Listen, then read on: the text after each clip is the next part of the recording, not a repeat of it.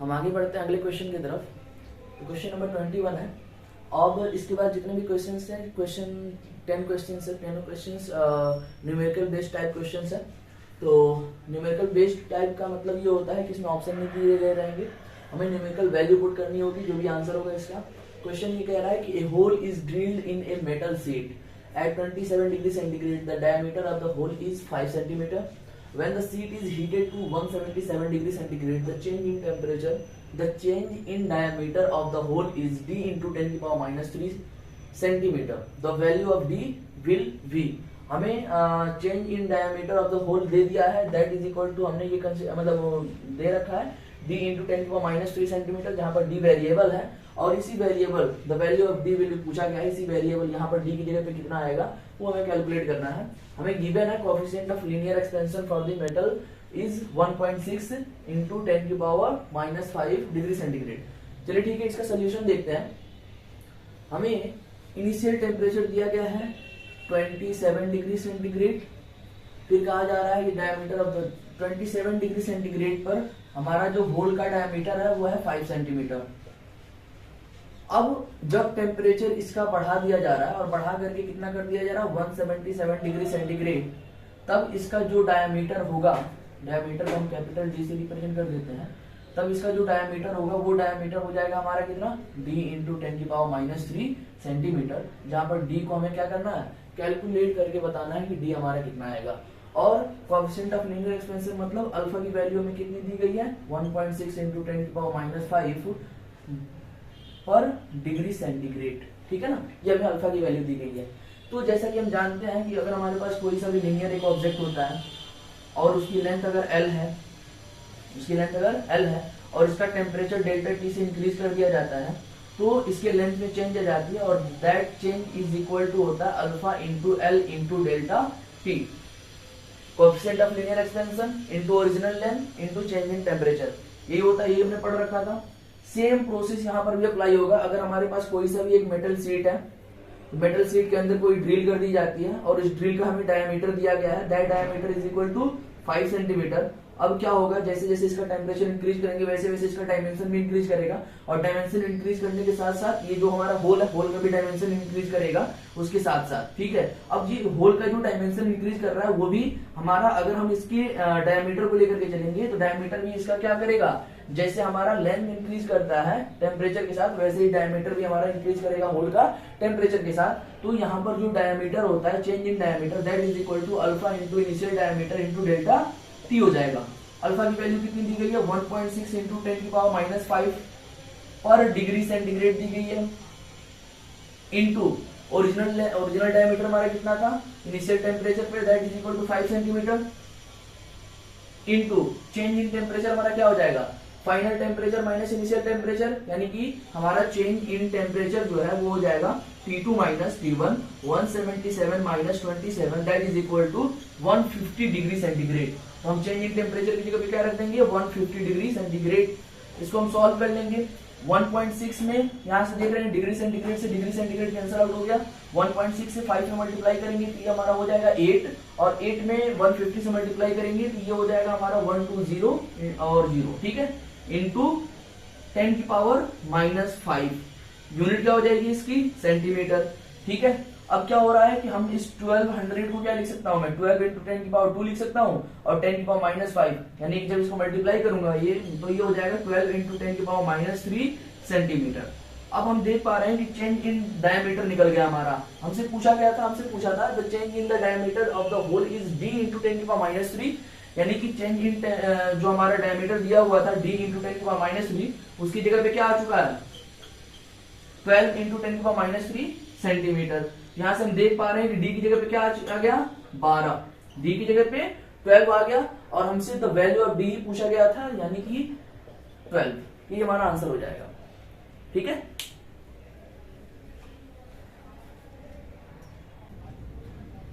आगे बढ़ते हैं अगले क्वेश्चन की तरफ। अगला क्वेश्चन है हमारा क्वेश्चन नंबर 22। क्वेश्चन नंबर 22 में ये कह रहा है a block of mass 2 kg is attached with two identical springs of spring constant 20 Newton per meter each the block is placed on a frictionless surface and the ends of the spring are attached to rigid supports. When the block is displaced from its equilibrium position, it executes a simple harmonic motion. कौन सा motion कर रहा है ये? Simple harmonic motion कर रहा है. The time period of the oscillation is pi upon under root of x in SI units. हमें इसका टाइम पीरियड दे दिया गया है, लेकिन यहाँ पर एक्स वेरिएबल है. आगे कह रहा है the value of x is, हमें एक्स की वैल्यू फाइंड आउट करनी है इसको सॉल्व करने के बाद. ठीक है, हमें ये फिगर दी गई है. अब फिगर में क्या है कि हमारे पास एक बॉडी है, एक ब्लॉक है जिसका मास है 2 किलोग्राम और ये 2 स्प्रिंग से अटैच्ड है ऐसे कॉम्बिनेशन बना करके, और ये दोनों स्प्रिंग का जो अदर एंड है वो रिजिड सपोर्ट से बंधा हुआ है. हमसे ये कह रहा है ये 2 kg का ब्लॉक है और इसका स्प्रिंग कांस्टेंट 20 न्यूटन पर मीटर, दोनों का स्प्रिंग कांस्टेंट सेम है और वो कितना है 20 न्यूटन पर मीटर, यानी ये के की वैल्यू है 20 न्यूटन पर मीटर स्प्रिंग कांस्टेंट. ठीक है, तो अब इसे हमें सॉल्व करना है. तो सिंपल सा हमें फॉर्मूला याद होना चाहिए कि अगर कोई सी भी बॉडी सिंपल हार्मोनिक मोशन कर रही है तो सिंपल हार्मोनिक मोशन करते हुए बॉडी का टाइम पीरियड का फॉर्मूला होता है और ये हर जगह एप्लीकेबल होता है 2 pi under root of m upon K S H M. ठीक है, t is equal to 2 pi under root of m upon under root of m upon K S H M. बस सिंपल सा ये formula है. मास में पता है 2 पाई constant है, के एस एच एम अगर हमें मिल जाता है तो टाइम पीरियड मिल जाएगा हमें.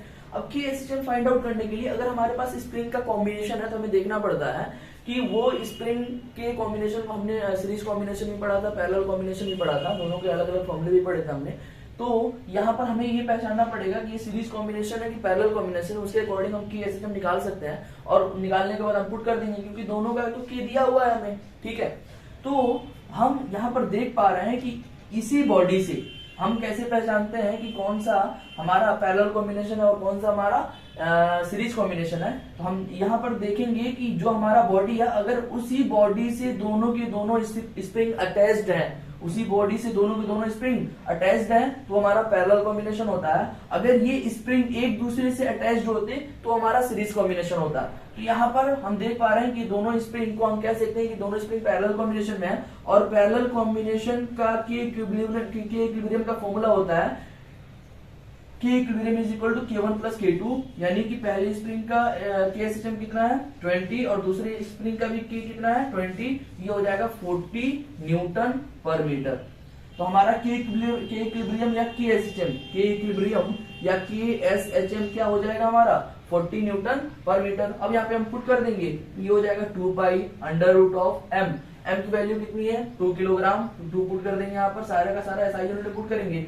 के S H M is equal to कितना है 40 न्यूटन पर मीटर. अब इसे हम सॉल्व कर लेंगे, ये हो जाएगा 2 pi under root of 1 upon 2 से ये कैंसिल आउट हो जाएगा कितने बार में 20 बार में.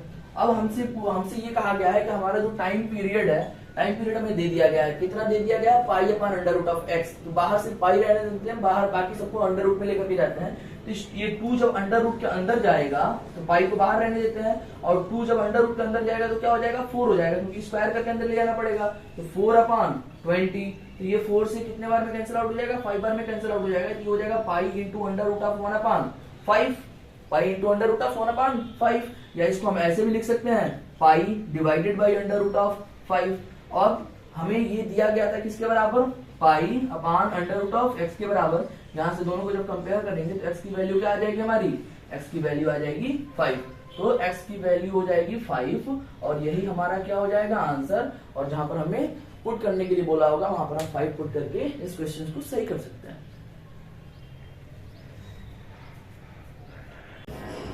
आगे बढ़ते हैं क्वेश्चन नंबर 23 की तरफ. क्वेश्चन नंबर 23 क्या कह रहा है, in the circuit shown in figure the ratio of quality factor and bandwidth is.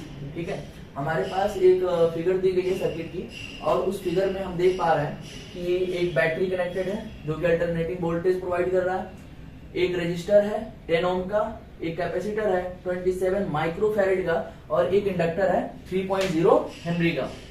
और ये तीनों जो हमारे पास एलिमेंट दिखाई दे रहे हैं, तीनों एलिमेंट एक दूसरे से सीरीज कॉम्बिनेशन में कनेक्टेड है.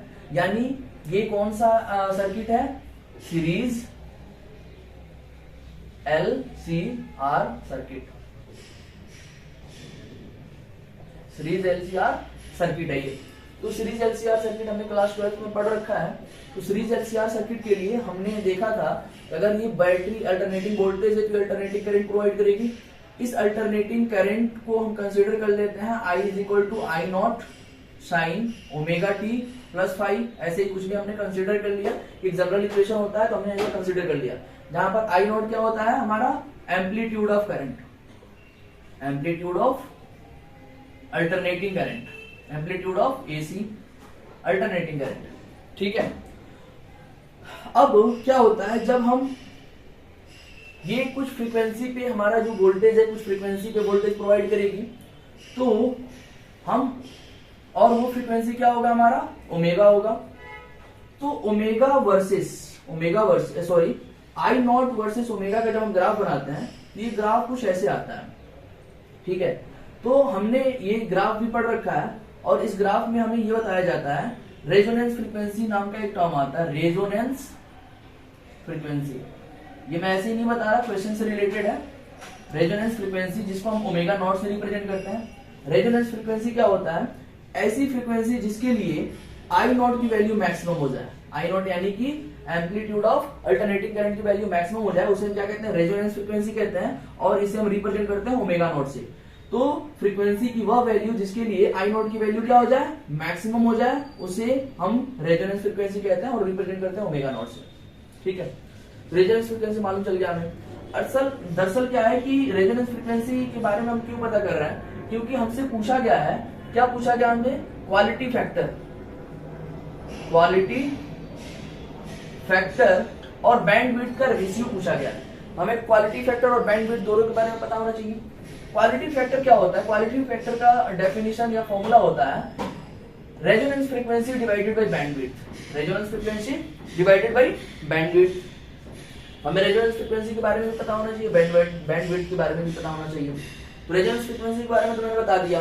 बैंडविड्थ क्या होता है, अगर मैं आई नॉट मैक्स की वैल्यू तुम्हें पता है, अब आई नॉट मैक्स का 1/√2 गुना, 1/√2 गुना मतलब उसको √2 से डिवाइड कर दिया जाए आई नॉट मैक्स को, तो ये वैल्यू मिलेगी हमें आई नॉट मैक्स डिवाइडेड बाई √2। तो इसके लिए हम देख पा रहे हैं कि ओमेगा की दो वैल्यू मिल रही है, ओमेगा यानी फ्रीक्वेंसी की दो वैल्यू मिल रही है, एक लोअर फ्रीक्वेंसी एक अपर बाउंड फ्रीक्वेंसी। अब इन्हीं दोनों फ्रीक्वेंसी किसके लिए, कौन से वाले करंट के लिए, मतलब एम्पलीट्यूड ऑफ अल्टरनेटिंग करंट के लिए आई नॉट मैक्स अपॉन √2 के लिए हमें ओमेगा की दो वैल्यू मिलेगी, एक लोअर बाउंड फ्रीक्वेंसी एक अपर बाउंड फ्रीक्वेंसी। इन दोनों का जो डिफरेंस होगा डेल्टा ओमेगा 2 माइनस ओमेगा 1, यही हमारा क्या कहलाता है, यही हमारा कहलाता है बैंडविड्थ। ये हमारा क्या कहलाता है, बैंडविड्थ कहलाता है। ओमेगा नॉट हमें पता चल गया, डेल्टा डब्ल्यू हमें पता चल गया, हमें क्या मिल जाएगा, क्वालिटी फैक्टर मिल जाएगा। अब ये जो रेजोनेंस फ्रीक्वेंसी है, रेजोनेंस फ्रीक्वेंसी को जब हम सॉल्व करते हैं तो ये बराबर आता है 1/√LC के लिए। किसके लिए, एलसीआर, सीरीज एलसीआर सर्किट के लिए ओमेगा नॉट की वैल्यू कितनी आती है, 1/√LC, 1/√LC। और डेल्टा डब्ल्यू की वैल्यू कितनी आती है बताइए, R/L, R/L। ये जो हमारा बैंडविड्थ आता है कितना आता है हमारा, R/L। अब हम क्वालिटी फैक्टर का फाइंड आउट करना है तो इसको हम उठा करके यहाँ पे पुट कर देंगे। तो omega naught is equal to क्या है, 1/√LC डिवाइडेड बाई, और delta omega is equal to क्या है, R/L। L हमारा ऊपर चला जाएगा, ये हो जाएगा L/R इंटू √LC। √LC इसका एक √L कैंसिल आउट हो जाएगा, तो ये हमारा बन जाएगा 1/R √LC। यानी कि हमारी जो क्वालिटी फैक्टर है Q फैक्टर, जिसको हम Q फैक्टर भी कभी कभी कहते हैं, तो Q फैक्टर क्या हो जाएगा हमारा 1/R √LC। एंड बैंडविड्थ कितना है हमारा, R/L। हमसे पूछा क्या गया है, हमसे पूछा गया है कि इस LCR सर्किट के लिए ratio of quality factor and bandwidth हमें कैलकुलेट करना है। Ratio of quality factor and bandwidth हम कैलकुलेट करते हैं। तो quality factor Q factor upon bandwidth, quality factor कितना है 1/R √LC divided by bandwidth, bandwidth कितना है R/L। तो यहां से हम देख पा रहे हैं कि L हमारा अगर ऊपर जाएगा तो L की पावर 3/2 हो जाएगी, डिवाइडेड बाई R स्क्वायर हो जाएगा नीचे, और ये हो जाएगा अंडर रूट ऑफ सी। तो हमारा जो हमें कैलकुलेट करना है वो हमें मिल चुका है। अब इसी को हम पुट कर देते हैं, सारी चीजें जो चीजें दी गई हैं पुट करने के बाद हमें एक वैल्यू मिल जाएगी। एल क्या होता है हमारा, इंडक्टर होता है, इंडक्टेंस होता है, और इंडक्टेंस हमें कितना दिया गया है 3.0 हेनरी दिया गया है, एसआई यूनिट में डायरेक्टली पुट कर सकते हैं। तो हमें यहाँ पर क्या मिल गया 3 की power 3/2 divided by R resistance, resistance कितना है 10 ओम है, तो 10 ओम एसआई यूनिट में डायरेक्टली पुट कर देंगे। Under root of C, under root of C, C क्या हमारा कैपेसिटेंस है, और कैपेसिटेंस की वैल्यू कितनी दी गई है 27 माइक्रोफैरड दी गई है, लेकिन ये एसआई यूनिट में नहीं है, तो इसको हमें एसआई यूनिट में चेंज करना पड़ेगा। तो एसआई यूनिट में जब चेंज करेंगे तो ये हो जाएगा 27 इंटू 10 की पावर माइक्रो का मतलब होता है -6, और ये हो जाएगा फैराडे। तो यहाँ पर हो जाएगा 27 इंटू 10 की पावर -6 का पावर हाफ। अब इसे हम सॉल्व कर लेते हैं। जब इसे हम सॉल्व करेंगे तो हम यहाँ पर देख पा रहे हैं 27 का पावर हाफ का मतलब क्या है, 27 को हम क्या लिख सकते हैं 3 इंटू 3 लिख सकते हैं। एक 3 तो बाहर निकल जाएगा, लेकिन एक 3 हमारा अंदर बचा रह जाएगा। यहाँ से 3 की पावर 3/2 का मतलब क्या है 3 का पावर 1 प्लस हाफ, यानी कि 3 अंडर रूट 3। तो ये हो जाएगा हमारा 3 अंडर रूट 3 डिवाइडेड बाई 10 का स्क्वायर क्या हो जाएगा 100 इंटू 27 का हाफ क्या हो जाएगा 3 अंडर रूट 3 इंटू 10 की पावर -6 का हाफ क्या हो जाएगा 10 की पावर -3। 3 अंडर रूट 3 से 3 अंडर रूट 3 कैंसिल आउट हो गया, 10 की पावर -3 ऊपर जाएगा तो क्या हो जाएगा 1000 हो जाएगा, डिवाइडेड बाई 100। 2 0 से 2 0 कैंसिल आउट हो गया, बचेगा क्या हमारे पास 10। अब हम यहाँ पर देख पा रहे हैं क्वालिटी फैक्टर किसका किसका डिफरेंस है, omega naught upon delta omega का, और हमसे पूछा क्या गया है quality factor divided by bandwidth. तो क्वालिटी फैक्टर का जो डायमेंशन और यूनिट क्या हो जाएगा हमारा 0 हो जाएगा, क्योंकि इसका यूनिट तो होगा नहीं ना, सॉरी 0 नहीं होगा, इसका मतलब यूनिट लेस क्वांटिटी है, क्योंकि ओमेगा से ओमेगा में डिवाइड कर रहे हैं, यूनिट लेस क्वांटिटी है। यूनिट लेस क्वांटिटी को बैंडविड्थ, बैंडविड्थ का मतलब क्या omega change in angular frequency, उससे डिवाइड करा गया है, और इसका यूनिट क्या होता है पर सेकंड होता है, ये सेकंड ऊपर चला जाएगा, यानी कि इसका यूनिट क्या हो जाएगा सेकंड हो जाएगा, यानी 10 सेकंड हमारा आंसर आ चुका है किसका क्वालिटी फैक्टर और बैंडविड्थ के रेशियो का। और हमसे क्या पूछा, यही पूछा गया था इज, और उसके बाद से सेकंड यूनिट तो यहाँ पर दिया हुआ है, बस यहाँ पर वैल्यू 10 पुट कर देनी है, तो ये हमारा आंसर क्या हो जाएगा 10। Thank you. 24 क्या कह रहा है कि as shown in figure a combination of thin lenses is used to image of an object placed at infinity. If R1 and R2 both are 30 centimeter, R1 क्या है, इसका रेडियस ऑफ कर्वेचर है R1 और इसका radius of curvature है R2, both are 30 centimeter and the refractive index of both material in lenses is 1.75। मतलब इस lens के अंदर जो मटेरियल है उसका भी रिफ्रैक्टिव इंडेक्स 1.75 है और इसका भी रिफ्रैक्टिव इंडेक्स 1.75 है। Both lenses are placed at distance 40 centimetre, दोनों लेंस एक दूसरे से 40 सेंटीमीटर के डिस्टेंस पर अवेलेबल है from each other. The image of an object formed at distance x from concave lens. Concave lens हमारा ये है, ये हमारा प्लेन कॉनकेव लेंस है, और ये हमारा कॉन्वेक्स प्लेन लेंस है। तो यहाँ से इमेज की डिस्टेंस इधर की तरफ बनती है, इधर की तरफ, मतलब यहीं से हमें डिस्टेंस को मेजर करना है कि इमेज की फाइनल डिस्टेंस कहाँ पर बन रही होगी। दोनों लेंस से रिफ्रैक्शन के बाद फाइनल इमेज जो होगी हमारी, वो जो हमारा कॉन्केव लेंस है वहां से कितनी डिस्टेंस पर बन रही होगी वो हमें फाइंड आउट करके एक्स की वैल्यू यहाँ पे पुट करनी है। हमने मान लिया है एक्स डिस्टेंस पर बन रही है, तो एक्स की वैल्यू बतानी है हमें। चलिए इसे सॉल्व करते हैं। सॉल्व करने के लिए ना सबसे पहले हमें इसका क्या पता होना चाहिए, फोकस पता होना चाहिए, और इसका भी क्या पता होना चाहिए, फोकस पता होना चाहिए। तो दोनों का फोकस पता करने के लिए हम एक फॉर्मूला जानते हैं। अगर हमें radius of curvature of lenses दिए गए हैं तो हम वहां से फोकस निकाल सकते हैं। तो फोकस का फॉर्मूला क्या होता है 1/f is equal to mu minus 1 into 1/r1 minus 1/r2। ये फॉर्मूला कब यूज करेंगे, जब हमारा एक्सटर्नल मीडियम क्या हो, एयर हो। तो 1/f is equal to mu minus 1 1/r1 minus 1/r2। तो r1 हमारा ये है, सॉरी यहाँ पर मैंने r1 r2 लिख दिया है, लेकिन इसको आप लिख लीजिए ऐसे r dash, sorry r and r dash, ठीक है। और यहाँ पर भी आप बना सकते हैं क्वेश्चन में भी, ये r है और ये है r डैश। मैं यहाँ पे r1 r2 यूज कर रहा हूँ इसलिए क्योंकि ये केवल एक लेंस के लिए ही फोकस का फॉर्मूला है, एक लेंस का फोकस निकालने के लिए, ठीक है।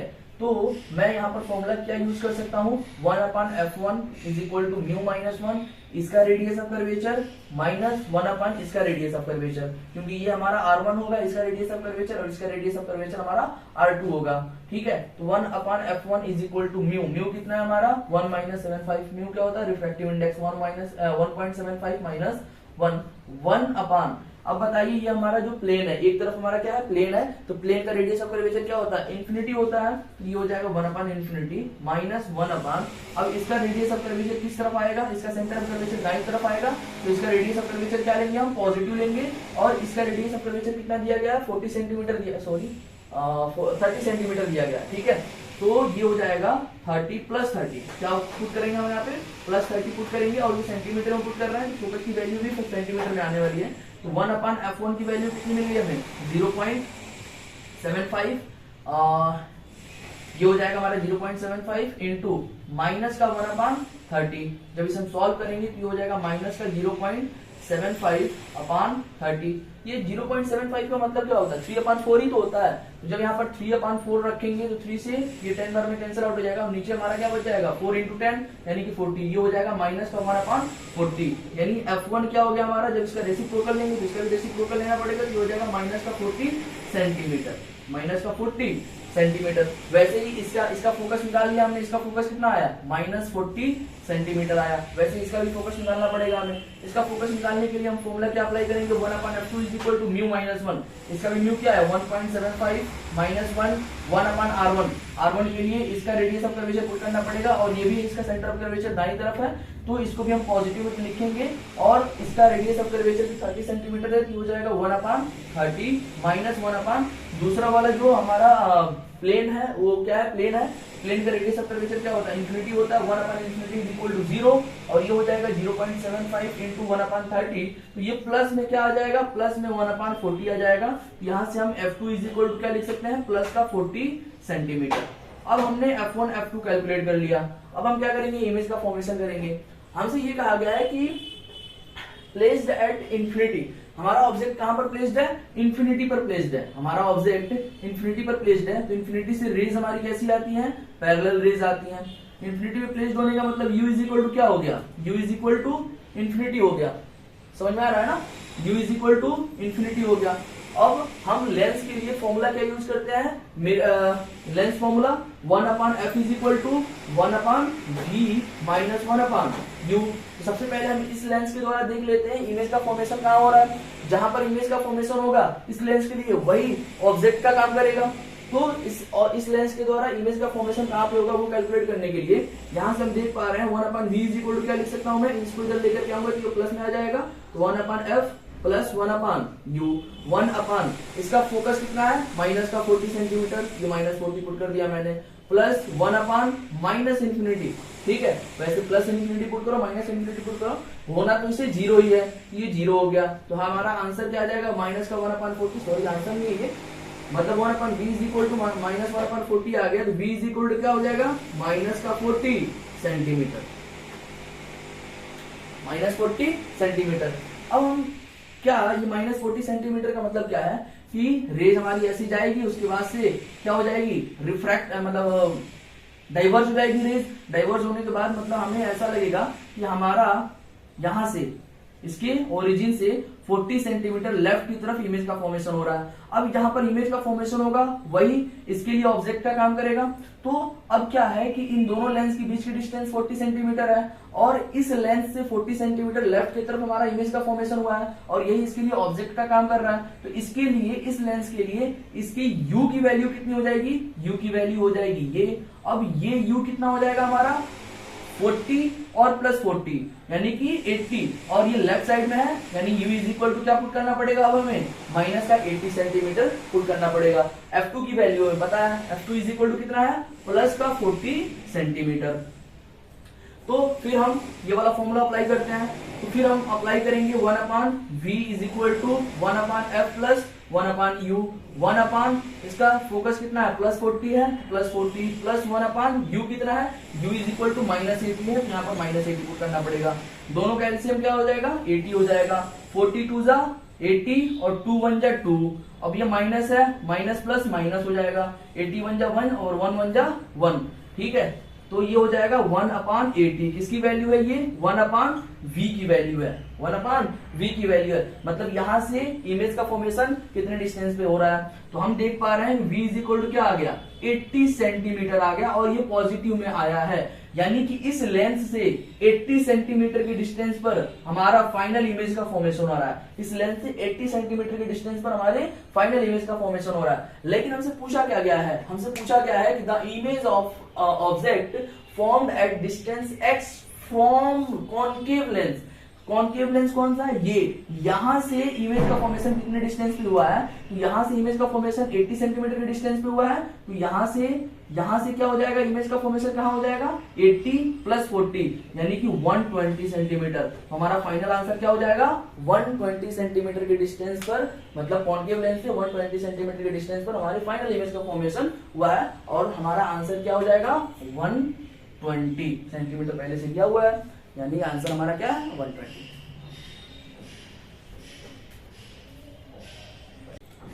आगे बढ़ते हैं क्वेश्चन नंबर 25 की तरफ। 25 क्वेश्चन नंबर क्या कह रहा है, ए spherical body of mass 2 kilogram starting from rest acquires a kinetic energy of 10,000 joule at the end of 5th second. The force acted on the body is। इतना ज्यादा simple question है, सिर्फ एक दो फॉर्मूले याद हैं अगर हमें न्यूटन्स लॉ ऑफ मोशन के, तो हम इस क्वेश्चन को आसानी से कर सकते हैं। Second, Newton's law of motion क्या कहता है कि force acted on a body is equal to change in momentum with respect to time, ठीक है ना, the rate of change in momentum. यानी कि हम क्या कहते थे, dp/dt। वेक्टर क्वांटिटी तो होता है, लेकिन यहाँ पर डायरेक्शन के बारे में कुछ नहीं पूछा गया है, तो हम डायरेक्टली dp/dt लिख सकते हैं। मैग्नीट्यूड लिख रहे हैं सिर्फ। dp/dt का मतलब क्या है, change in momentum divided by change in time. Change in momentum क्या हो जाएगा हमारा, p2 minus p1 divided by change in time क्या हो जाएगा हमारा, टाइम जो भी हमारा लग रहा है। तो चेंज इन टाइम हमें कितना दिया हुआ है, 5th सेकेंड कंप्लीट होने के बाद कह रहा है, यानी कि हमारा जो टाइम लग रहा है वो 5 सेकेंड का टाइम लग रहा है। अब चेंज इन मोमेंटम, हमसे ये कहा जा रहा है कि spherical body of mass 2 kilogram, mass कितना है इसका, 2 किलोग्राम, स्टार्टिंग फ्रॉम रेस्ट, यानी इसकी इनिशियल वेलोसिटी 0 है। इसका मतलब initial momentum p1 is equal to हमें क्या मिल गया, 0 मिल गया। Acquires a kinetic energy of 10,000 joule at the 5th second, मतलब 5 सेकंड में ये कितना काइनेटिक एनर्जी एक्वायर कर ले रहा है, 10,000 जूल। अब हम जानते हैं कि मोमेंटम का एक फॉर्मूला होता है in terms of kinetic energy, that is equal to √2m k into e, मतलब sorry k into e kinetic energy, 2 into m kinetic energy. अगर ये नहीं पता आपको तो कैसे आता है, तो आप क्या करो, kinetic energy is equal to half m v² होता है, p is equal to mv होता है, v को एलिमिनेट कर दो यहाँ से, हमें ये वाला फॉर्मूला मिल जाएगा। तो यहाँ से फाइनल मोमेंटम क्या हो जाएगा हमारा, p2 kinetic energy 2 into mass कितना है इसका, 2 इंटू 10,000 इसका काइनेटिक एनर्जी है, तो यहाँ से 2 बाहर निकलेगा इंटू 100 बाहर निकलेगा, यानी कि 200 किलोग्राम मीटर पर सेकेंड। ये इसका फाइनल मोमेंटम हो गया।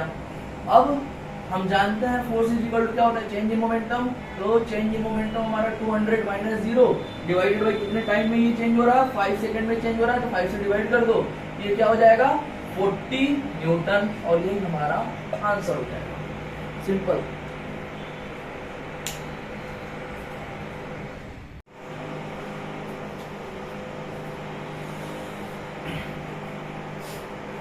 क्वेश्चन नंबर 26 देखते हैं। क्वेश्चन नंबर 26 में ये कह रहा है कि a stream of positively charged particles having q by m ratio 2 into 10⁻11 coulomb per kilogram and velocity v naught vector form में दिया हुआ है 3 into 10⁻7 i कैप का मतलब x पॉजिटिव x डायरेक्शन में इसकी वेलोसिटी है मीटर पर second, is deflected by an electric field 1.8 j cap, मतलब y डायरेक्शन में एक इलेक्ट्रिक फील्ड है 1.8 मैग्नीट्यूड का किलो वोल्ट पर मीटर, ठीक है ना, किलो वोल्ट पर metre. The electric field exist in a region of 10 centimetre along x direction, x direction में 10 सेंटीमीटर तक ही इलेक्ट्रिक फील्ड हमारा एग्जिस्ट कर रहा है, ना ही इसके बाहर है ना ही इसके इस तरफ है। Due to the electric field the deflection of charge particle in Y direction is, electric field region में इलेक्ट्रिक फील्ड के द्वारा वाई डायरेक्शन में चार्ज पार्टिकल कितना डिफ्लेक्ट हो चुका है इन वाई डायरेक्शन, ये हमें कैलकुलेट करना है। कहने का मतलब यह है कि जब हमारा वाई डायरेक्शन में इलेक्ट्रिक फील्ड है ऊपर की तरफ, तो जाहिर सी बात है इलेक्ट्रिक फील्ड क्या करता है, चार्ज को एक्सेलरेट करता है। तो जब चार्ज में एक्सेलरेशन आएगा वाई डायरेक्शन में, तो वाई डायरेक्शन में हमारा चार्ज पार्टिकल क्या होगा, मूव करेगा, और मूव करने की वजह से वाई डायरेक्शन में टोटल कितना डिफ्लेक्ट हो रहा है इलेक्ट्रिक फील्ड के द्वारा चार्ज पार्टिकल, यही हमें डिस्टेंस कैलकुलेट करना है। दरअसल मैं आपको फिगर बना करके समझाऊं तो सबसे पहले positive q by m ratio दिया गया है, जो गिवन है वो लिख लेते हैं। पहले गिवन क्या क्या है, क्यू बाई एम रेशियो, और वो कितना है 2 इंटू 10⁻11 कूलॉम पर किलोग्राम। ठीक है, वेलोसिटी इसकी कितनी है, चार्ज पार्टिकल की एक्स डायरेक्शन में वेलोसिटी दी गई है v naught is equal to 3 into 10⁻7 metre पर सेकेंड। अब ये कहा जा रहा है deflected by electric field, electric field किस डायरेक्शन में है, वाई डायरेक्शन में है इलेक्ट्रिक फील्ड। ये रहा हमारा इलेक्ट्रिक फील्ड, इसका मैग्नीट्यूड कितना है, इसका मैग्नीट्यूड है 1.8 किलो वोल्ट पर मीटर, किलो वोल्ट पर मीटर। इसको एसआई यूनिट में चेंज कर लेते हैं, ये हो जाएगा 1800 वोल्ट पर मीटर, 1800 वोल्ट पर मीटर। अब ये कहां से कहां तक इलेक्ट्रिक फील्ड एग्जिस्ट कर रहा है, ये केवल 10 सेंटीमीटर की डिस्टेंस तक, यानी कि 0.1 मीटर की डिस्टेंस तक ही एग्जिस्ट कर रहा है, ना इसके इस तरफ है और ना इसके इस तरफ है, यहां तक हमारा इलेक्ट्रिक फील्ड एग्जिस्ट कर रहा है। फिर कह रहा है कि वाई डायरेक्शन में डिफ्लेक्शन कैलकुलेट करना है। अब क्या होगा, ये वी नॉट से एक्स डायरेक्शन में पार्टिकल हमारा इंटर तो कर रहा है इलेक्ट्रिक फील्ड में, लेकिन क्या है इलेक्ट्रिक फील्ड की वजह से चार्ज हमारा एक्सेलरेट करने लगता है, जिसकी वजह से हमारा वाई डायरेक्शन में अभी हमारी जो वेलोसिटी है, initial velocity in Y direction, वो जीरो है, वो जीरो है जब ये इंटर कर रहा है इलेक्ट्रिक फील्ड में। अब ये जीरो, ये जैसे इंटर करेगा क्या होगा, जैसे कि मान लीजिए कि हमारा पॉजिटिवली चार्ज पार्टिकल है क्यू, अब ये जैसे ही इंटर करा वैसे क्या होगा, वाई डायरेक्शन में भी एक वेलोसिटी आ जाएगी, और वाई डायरेक्शन में भी वेलोसिटी अब क्या होगी, लगातार बढ़ती जाएगी, क्योंकि ये एक्सेलरेट कर रहा है। कहां तक बढ़ती रहेगी, यहां तक बढ़ती रहेगी, तो ये एक्सेलरेट, ये बढ़ती जाएगी। ये एक्स डायरेक्शन में भी मूव कर रहा है कितने वेलोसिटी से, ये वेलोसिटी तो कांस्टेंट रहने वाली है, ये वेलोसिटी कांस्टेंट रहने वाली है एक्स डायरेक्शन वाली, लेकिन वाई डायरेक्शन में वेलोसिटी लगातार इंक्रीज करने वाली है, तो हमारा पार्टिकल कुछ इस शेप में मूवमेंट करेगा। अब क्या है कि अगर ये यहाँ से मूवमेंट करना स्टार्ट करा हुआ है, तो इसको आना चाहिए था यहाँ पे, लेकिन इलेक्ट्रिक फील्ड की वजह से ये पार्टिकल कहाँ पे चला गया, यहाँ पे चला गया। तो वाई डायरेक्शन में टोटल डिफ्लेक्शन कितना हो रहा है, यही वाला डिफ्लेक्शन हमें कैलकुलेट करना है। दरअसल इसको हम एस कंसीडर कर लेते हैं और एस की वैल्यू हमें बतानी है। इतनी बातें आपको समझ में आ गई होंगी, ठीक है। अगर एक्स डायरेक्शन में इसकी वेलोसिटी चेंज नहीं हो रही है, तो पार्टिकल को यहां से यहां जाने में टोटल कितना टाइम लग रहा है, अगर टाइम निकालना हो हमें, ये डिस्टेंस कितना है 0.1 मीटर है, वेलोसिटी कितनी इतनी है, यहां से यहां जाने में कोई एक्सेलरेशन नहीं है एक्स डायरेक्शन में, तो यहां से यहां जाने में टाइम कितना लग रहा है, तो टाइम इंटरवल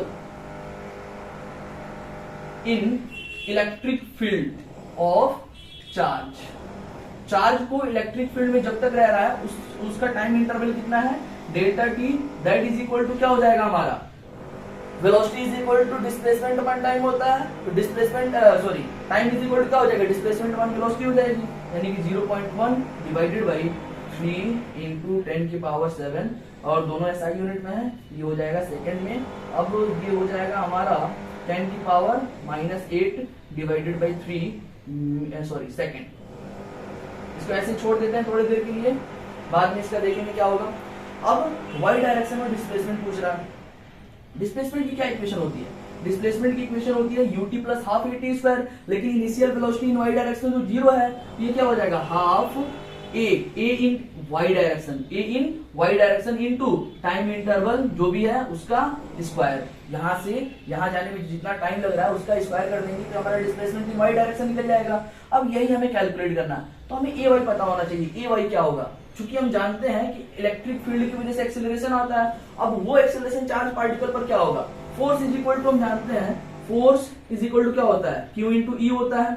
और अगर बॉडी का मास m हम कंसीडर कर लें, बॉडी का मास m हम कंसीडर कर लेते हैं, तो इसके ऊपर लगने वाला फोर्स क्या हो जाएगा, मास इंटू एक्सेलरेशन हो जाएगा।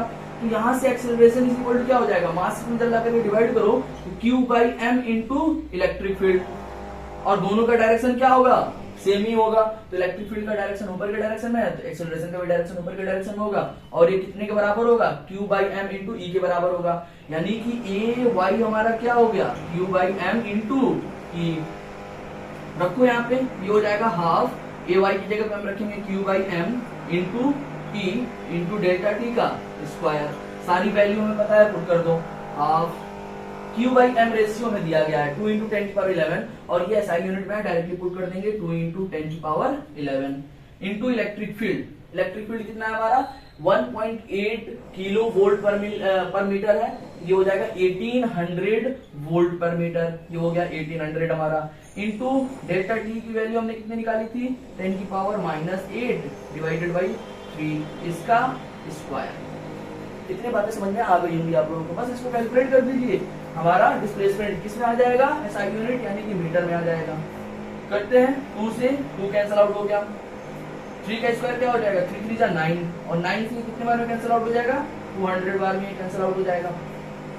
यहाँ से 10 की पावर 11, 10 की पावर -8 इंटू 2 क्या हो जाएगा, 10 की पावर -16, 10 की पावर -16 प्लस 11, 10 की पावर -5 बचेगा, और 10 की पावर -5 इसका 2 जीरो जाएगा, तो 10 की पावर -3 बचेगा। यानी ये क्या आ गया, 2 इंटू 10 की पावर -3 मीटर। यानी 10 की पावर -3 मीटर का मतलब क्या होता है, मिलीमीटर, ये हो जाएगा 2 मिलीमीटर। अब यहाँ पर हम देख पा रहे हैं कि हमें क्या दिया गया था कि deflection of charge particle in Y direction is bracket में, उसके बाद से मिलीमीटर दिया गया, मिलीमीटर इसकी यूनिट हमने लिख ली, यानी इसके आगे क्या आ रहा है, 2 आ रहा है, तो हमारा आंसर क्या हो जाएगा, 2 हो जाएगा।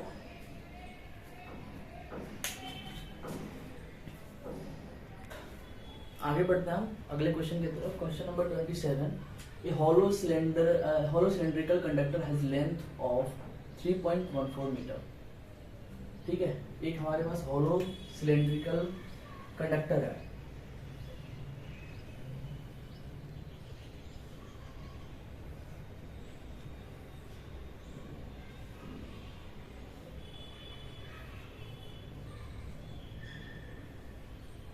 ठीक है, ऐसा हॉलो सिलेंड्रिकल कंडक्टर है, has a length of 3.1 metre, 3.14 metre, ये हो गया 3.14 मीटर।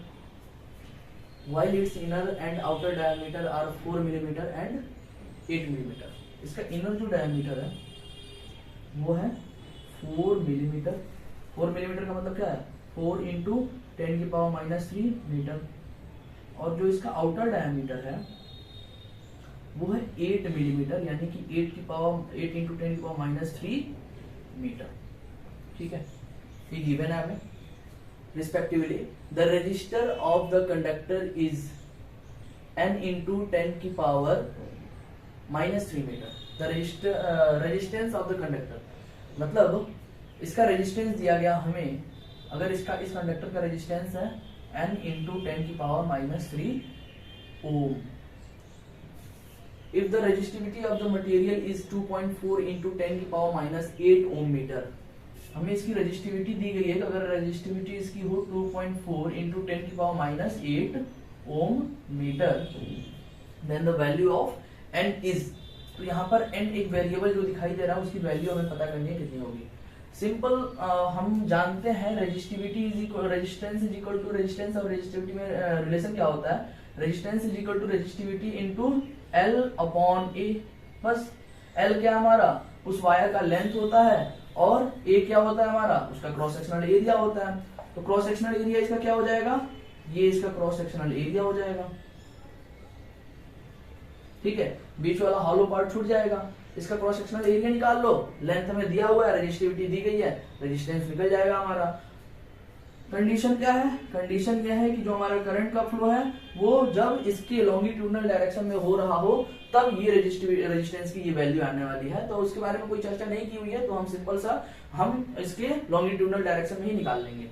तो हमें क्रॉस सेक्शनल एरिया चाहिए, तो क्रॉस सेक्शनल एरिया के लिए हमें क्या करना पड़ेगा, बड़े वाली एरिया से छोटे वाले एरिया को हमें क्या करना पड़ेगा, माइनस करना पड़ेगा, तो हमें अंदर का एरिया मिल जाएगा। तो बड़ा वाला एरिया क्या हो जाएगा, pi into pi by 4। Area का फॉर्मूला क्या होता है, pi by 4 D square. Pi by 4 outer का डायमीटर कितना है, 8 इंटू 10 की पावर -3, तो 8 इंटू 10 की पावर -3 का स्क्वायर माइनस का पाई बाई 4 इंटू 4 इंटू 10 की पावर माइनस 3 का स्क्वायर। तो एरिया हमें मिल जाएगा पाई बाई 4, 8 का अब ये 8 का स्क्वायर माइनस, यहाँ से पाई बाई 4 हमने कॉमन ले लिया, और क्या कॉमन ले सकते हैं 10 की पावर माइनस 3 का स्क्वायर, 10 की पावर माइनस 3 का स्क्वायर, 10 की पावर माइनस 6 कॉमन ले सकते हैं। अंदर बचेगा 8 का स्क्वायर माइनस 4 का स्क्वायर, तो 8 का स्क्वायर 8 जा 64 और 4 का स्क्वायर 16, ये हो जाएगा 48। ठीक है, ये कैंसल आउट हो जाएगा कितने बार में 12 बार में, ये हो जाएगा 12 पाई इंटू 10 की पावर माइनस 6। ये हमारा क्रॉस सेक्शनल एरिया हो गया। हमें रेजिस्टेंस चाहिए, रेजिस्टिविटी दी गई है 2.4 इंटू 10 की पावर माइनस 8 SI यूनिट में है, इंटू लेंथ, लेंथ इसकी कितनी है 3.14 मीटर, ये हो जाएगा 3.14 डिवाइडेड बाई एरिया इसका कितना है 12 पाई, पाई की जगह पे क्या होता है 3.14 ही तो होता है ना, और ये 10 की पावर माइनस 6, 3.14 से 3.14 कैंसिल आउट हो गया। अब ये कितने बार में जाएगा, ये चला जाएगा आपका 0.2 बार में, 10 की पावर माइनस 6 ऊपर जाएगा तो 10 की पावर प्लस 6 हो जाएगा, 0.2 इंटू 10 की पावर, और ये हो जाएगा -2। ठीक है, -2। अब इसको मैं लिख सकता हूँ 2 इंटू 10 की पावर -3। अब ये इसका SI यूनिट क्या होता है ओम होता है, 2 इंटू 10 की पावर -3 मैं लिख सकता हूँ ना इसको 0.2 इंटू 10 की पावर -2 को। इसी फॉर्म में हमें रेजिस्टेंस दी गई है n इंटू 10 की पावर -3 ओम, यानी n की जगह पे क्या आ जाएगा 2 आ जाएगा, तो n की वैल्यू क्या हो जाएगी 2, तो आंसर हमारा क्या हो जाएगा 2। आगे बढ़ते हैं क्वेश्चन नंबर 28 की तरफ। क्वेश्चन नंबर 28 क्या कह रहा है कि assume that protons and neutrons have equal masses. Mass of a nucleon is 1.6 into 10 power minus 27 kilogram and radius of nucleus is 1.5 into 10 power minus 15 a की पावर 1/3 मीटर। ये यहाँ पर मॉलिक्यूलर मास नंबर है। The approximate ratio of the nuclear density and the water density is n into 10 power 13. The value of n is, n की value क्या होगी। ठीक है, दरअसल ये हमारे पास ये एटम है, दरअसल एटम से कोई लेना देना है नहीं, न्यूक्लियस कंसीडर कर लेते हैं डायरेक्टली। ये हमारा न्यूक्लियस है, न्यूक्लियस के अंदर क्या होते हैं प्रोटॉन्स एंड न्यूट्रॉन्स। ठीक है, न्यूक्लियस के अंदर यही होता है। तो हमारा जो भी मास होता है प्रोटॉन और न्यूट्रॉन्स की वजह से होता है, इन दोनों को कंबाइन करके हम न्यूक्लियन कहते हैं। और हमसे ये बोल दिया गया प्रोटॉन और प्रोटॉन एंड न्यूट्रॉन दोनों का मास क्या है, दोनों का मास सेम है, और इसका मास कितना है, एक न्यूक्लियन का मास हमें दिया गया है मास ऑफ 1 न्यूक्लियन, वो कितना दिया गया है 1.6 इंटू 10 की पावर माइनस 27 किलोग्राम दिया गया है। And radius of the nucleus, इस न्यूक्लियस का रेडियस हमें दिया गया है 1.5 इंटू 10 की पावर माइनस 15 ए की पावर 1/3, जहां पर ए क्या है, ए इज द मास नंबर, और मास नंबर क्या होता है number of nucleons. Mass number क्या होता है, नंबर ऑफ न्यूक्लियॉन्स ही तो होता है। जितने हमारे पास नंबर ऑफ न्यूक्लियॉन्स होंगे उसको हम मल्टीप्लाई कर देंगे किसमें, मास ऑफ 1 न्यूक्लियॉन से, तो हमारा टोटल मास निकल जाएगा। तो हमसे पूछा क्या है, the approximate ratio of nuclear density and water density is, तो न्यूक्लियर डेंसिटी हम निकालने जा रहे हैं। न्यूक्लियर डेंसिटी, डेंसिटी क्या होता है, mass by volume, mass of nucleus divided by volume of nucleus, mass of nucleus divided by volume of nucleus. एक न्यूक्लियन का मास हमें दिया गया है और नंबर ऑफ न्यूक्लियन हमने ए कंसीडर कर रखा है। नंबर ऑफ न्यूक्लियन क्या होता है, मास नंबर ही तो होता है ना, और हमें ये वेरिएबल के टर्म में दिया हुआ है तो हम इसको ए रहने देते हैं। मान लेते हैं कि मास इसका मास नंबर जो है वो ए है, यानी नंबर ऑफ न्यूक्लियंस ए है। तो हमारे टोटल मास कितना हो जाएगा 1.6 इंटू 10 की पावर माइनस 27 किलोग्राम इंटू ए, क्योंकि मास नंबर हमारा कितना है, नंबर ऑफ न्यूक्लियॉन्स ए है, एक न्यूक्लियन का मास कितना है, दोनों को मल्टीप्लाई कर देंगे तो हमारा मास ऑफ टोटल न्यूक्लियस निकल जाएगा। वॉल्यूम ऑफ न्यूक्लियस, वॉल्यूम कैसे निकालेंगे हम, क्योंकि हम जानते हैं कि जो हमारा न्यूक्लियस होता है वो स्फेरिकल टाइप का होता है, तो स्फेयर का वॉल्यूम क्या होता है 4/3 pi R cube, 4/3 pi R cube, radius इसका कितना दिया हुआ है, ये दिया हुआ है, तो 1.5 इंटू 10 की पावर -15 इंटू ए की पावर 1/3 इसका क्यूब। अब ये निकालने जा रहे हैं, क्या निकाल रहे हैं, न्यूक्लियस डेंसिटी निकाल रहे हैं। 1.6 इंटू 3 ऊपर चला जाएगा इंटू ए इंटू 10 की power -27 divided by 4 pi into 1.5 का क्यूब इंटू 10 की पावर -15 का क्यूब क्या हो जाएगा, 10 की पावर -45 और -45 ऊपर जाएगा तो 10 की पावर 45। ठीक है, आपको ये बातें समझ में आ गई आप लोगों को। और a की पावर 1/3 का क्यूब का मतलब क्या है, a से a कैंसल आउट हो गया। ठीक है, अब यहां से 4 पाई 1.6, अब इसको हम कैलकुलेट कर लेंगे, ये हो जाएगा 4.8 divided by 4 into 12 divided by 7 into 1.5 into 1.5 1.5 into 1.5 into 1.5। ठीक है, एंड 10 की पावर ये 45 से 25 जाता तो 20 बचता, लेकिन जा कितना रहा है 18, ये हो जाएगा 10 की पावर माइनस का 18। ठीक है, -18 ही होगा ना, नहीं 45 -27 ये 8 और 1 यानी कि 10 की पावर 18, ये हो गया हमारा। अब इसको हम सॉल्व कर लेंगे। सॉल्व करने के बाद हम क्या करेंगे, हमसे डेंसिटी का रेशियो पूछा गया है, यानी हमसे क्या पूछा गया है, nuclear density divided by water density.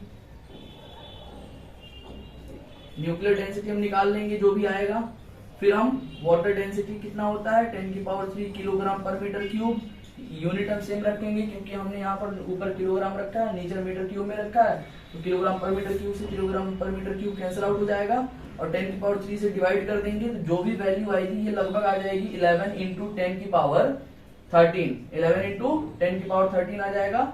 तो हमारा n इज इक्वल टू क्या हो जाएगा 13 हो जाएगा, तो n की वैल्यू 13, यही हमारा आंसर हो जाएगा। इसको कैलकुलेट कर लेना आप लोग, जैसे भी कर सकते हो।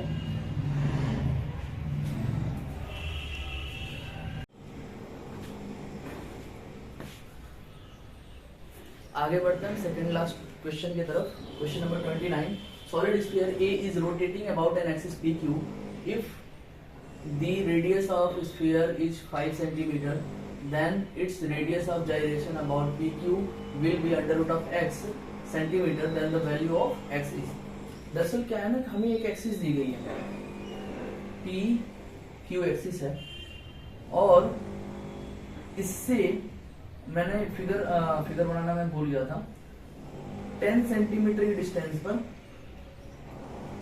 एक स्फेरिकल बॉल दिया गया और स्फेरिकल बॉल का जो रेडियस है r वो है 5 सेंटीमीटर और PQ एक्सिस है, इससे 10 सेंटीमीटर की डिस्टेंस पर एक 5 सेंटीमीटर रेडियस का एक बॉल दिया गया है जिसका मास मैं m कंसिडर कर लेता हूं, और हमसे ये कह रहा है the radius of the gyration about PQ will B.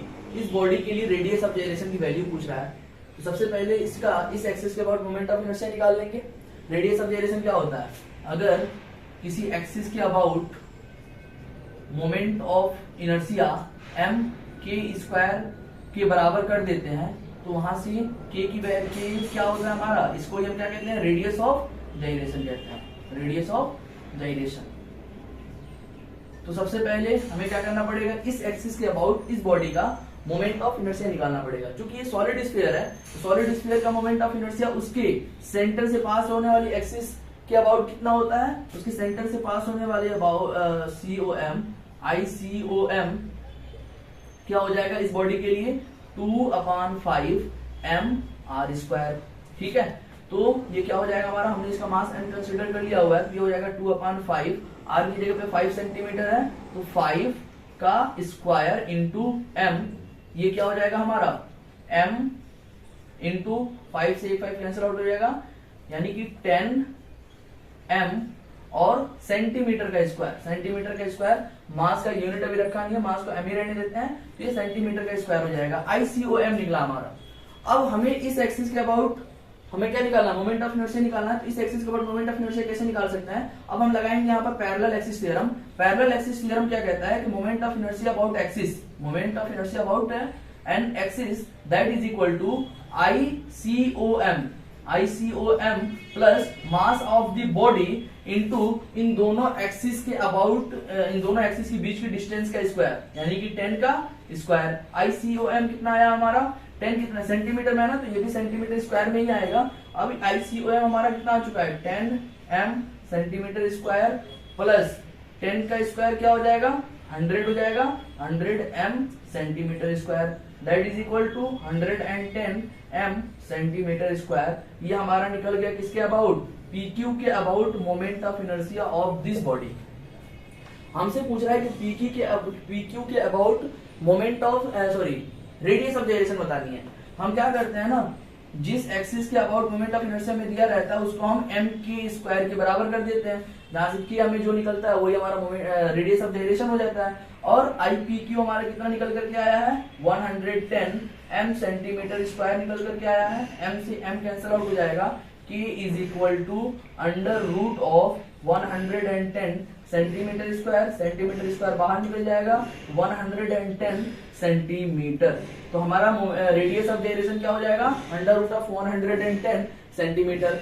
तो हमसे यही पूछा गया था कि अगर then the radius of gyration about PQ will be under root of x centimetre, then the value of x is, तो अंडर रूट के अंदर क्या आया है हमारा, अंडर 110 आया है, तो value of the x is क्या हो जाएगा, 110, और यही हमारा फाइनल सोल्यूशन हो जाएगा।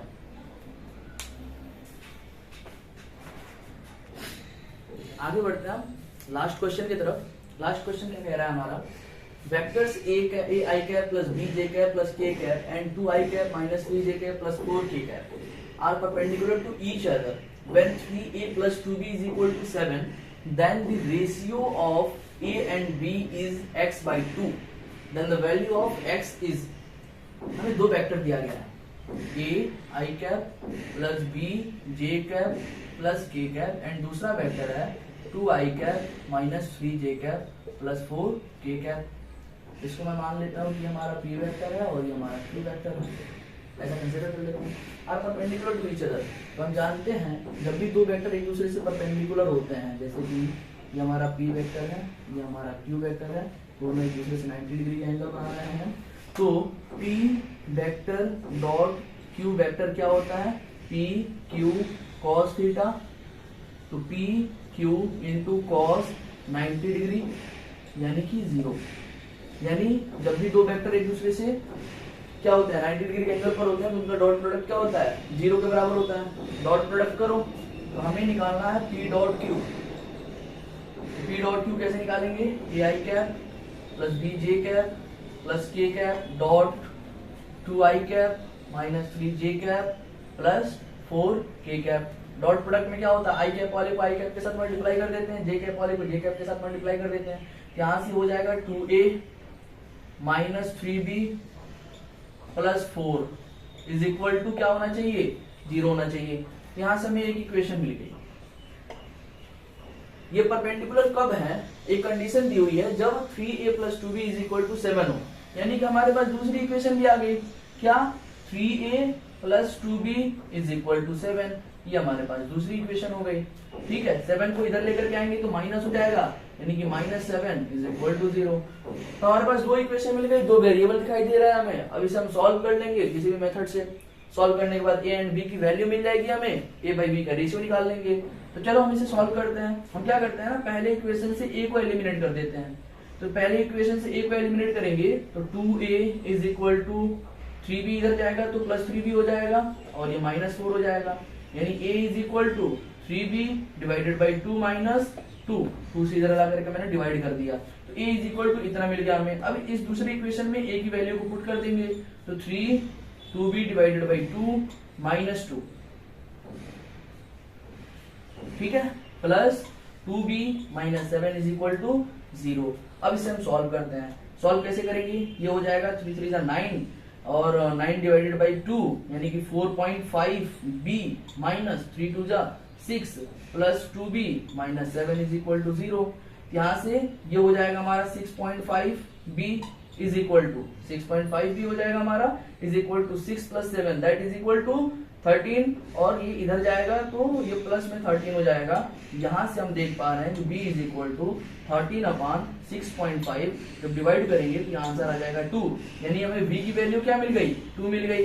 अब हमने क्या करा था, a is equal to find out करा था b के टर्म्स में 3b डिवाइडेड बाई 2 - 2, तो a मिल जाएगा हमें क्या, 3 × 2 डिवाइडेड बाई 2 - 2, 2 से 2 कैंसिल आउट हो जाएगा, 3 - 2 दैट इज इक्वल टू 1। तो a की वैल्यू क्या मिल गई हमें, 1 मिल गई। हमसे क्या पूछा गया, the ratio of a and b, तो a/b इज इक्वल टू 1/2 हो जाएगा। अब बोला गया है कि the ratio of 1/b is x/2, ये किसके बराबर है, x/2 के बराबर है, 2 से 2 कैंसिल आउट हो गया, यानी x इज इक्वल टू 1।